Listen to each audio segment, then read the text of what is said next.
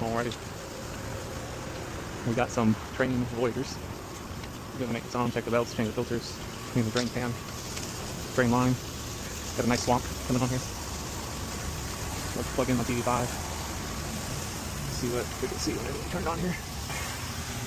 Got my TV5 plugged in. Check all the contactors. Power's off, of course. Clean the coils.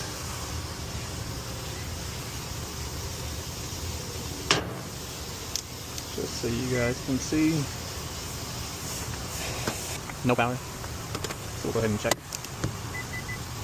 our fuses.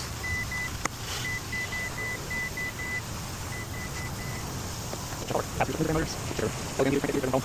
Everything around there, properly, and then add emergency, just go here, power off like that. And we'll get something out, clean out those. We'll get it go. Take as all the notes I can.